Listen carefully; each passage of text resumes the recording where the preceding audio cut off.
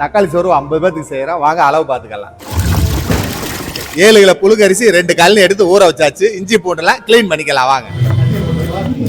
பல்லாரி வெங்காயம் 2 கிலோ, தக்காளி 7 கிலோ, புதினா 1/4 கட்டு, மல்லி 1/4 கட்டு, இஞ்சி 200 கிராம், பூண்டு 200 கிராம், பச்சை மிளகா 10, சீரகம் சோம்பு சிறிதளவு, ஏலக்காய் 20, கிராம்பு 20, பட்டை 20, மஞ்சத்தூள் தேவைக்கு, மிளகாய்த்தூள் 50 கிராம், ரீஃபண்ட் ஆயில் 1.5 லிட்டரு, உப்பு தேவைக்கு, பெருங்காயத்தூள் தேவைக்கு. ஜெயபிரகாஷ் அண்ணன் தான் தக்காளி சோறு தம் போட போகிறாரு. வாங்க பார்ப்போம். வட்டை வச்சுக்கலாம். எண்ணெய் ஒரு 1.5 லிட்டர் ஊற்றிக்கலாம். பட்டை கிராம்பு ஏலக்காய் போட்டுக்கலாம். சீரகம் கொஞ்சம், சோம்பு கொஞ்சம் போட்டுக்கலாம். புதினா மல்லி போட்டுக்கலாம். மிளகாத்தூள் போட்டுக்கலாம். வெங்காயம் நல்லா வணங்கட்டும்.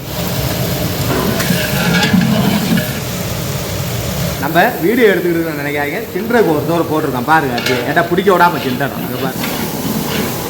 இப்போ விளையாடுப்பா இருந்தால் பிரச்சனை இல்லை. ஒன்று போயிட்டு கூட வந்து கிண்டிக்கலாம். இல்லை கேஸை பொறுத்தவரையும் 10 நிமிஷம் வச்சு கிண்டிக்கிட்டே இருக்காடி டக்குன்னு அடி கொடுத்துடும். தம்முக்கு சுடுதண்ணி வச்சிருக்காரு. அப்படியே மேலே தூக்கி வைக்கிறேன். வெங்காயம் நல்லா ஃப்ரை ஆகிடுச்சு. இப்போ இஞ்சி பூண்டு பேஸ்ட்.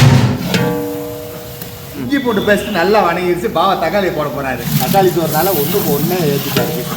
7 கிலோ நல்லா வணங்குது.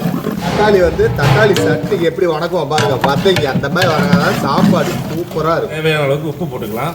கொஞ்சம் மஞ்சத்தூள் சேர்த்துக்கலாம். மஞ்சத்தூள் லைட்டாக போட்டுக்கலான்ட்டார். ஓகே. நம்ம போட்ட தக்காளி நல்லா தொக்கு மாதிரி வணங்கிடணும். தக்காளி முழுசாக தெரியவே கூடாது. நல்லா கிரேவி ஆகிடுச்சு. இப்போ நம்ம அளவு தண்ணி ஊற்ற போகிறோம். 5 படி அரிசி போட்டிருக்கோம். 18 லிட்டர் தண்ணி ஊற்றுறோம்.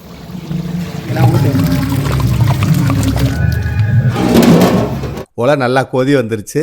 நம்ம அரிசியை வடிகட்டிட்டு கொஞ்சோனா பெருங்காயத்தூள் போட்டு நம்ம உலையில் அரிசியை போட்டுக்கலாம். இது பிரியாணி மெத்தேடு தான். தம் போட்டுக்கலாம். தக்காளி ரைஸ் பிரியாணி மாதிரி ஒரே தம்மில் போட்டுடலாம். வாங்க. தண்ணி வத்திருச்சு. வாங்க தம் போட்டுக்கலாம். தம் போகிற கண்டிஷன் வந்து என்ன மேலே தெரிஞ்சு வருது பாருங்க. வெயிட்டு தம்மு வச்சாச்சு. கீழே பாருங்கள் அப்படியே சிம்முலையே வச்சாச்சு. மேலேயும் வெயிட்டு தேவையான தம்மு அப்படியே ஃபுல்லாக வச்சுட்டோம். ஒரு 5 நிமிஷம் சிம்மில் வச்சுட்டு அடுப்பை ஏற்றி கொஞ்சம் பவராக ஏற்றிட்டு அப்புறம் ஆஃப் பண்ணியாச்சு. ஒரு அரை மணி நேரம் தம்மில் இருக்கட்டும். ஒரு 20 நிமிஷம் தம் ஆயிரும். வாங்க தக்காளி சோறு ரெடி ஆயிரும் பார்க்கலாம். தம் ஆயிடுச்சு. தம் உடச்சிக்கலாம்.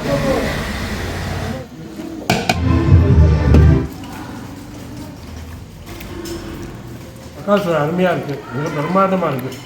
நீங்களும் இது மாதிரி செஞ்சு பாருங்கள் வீட்டில்.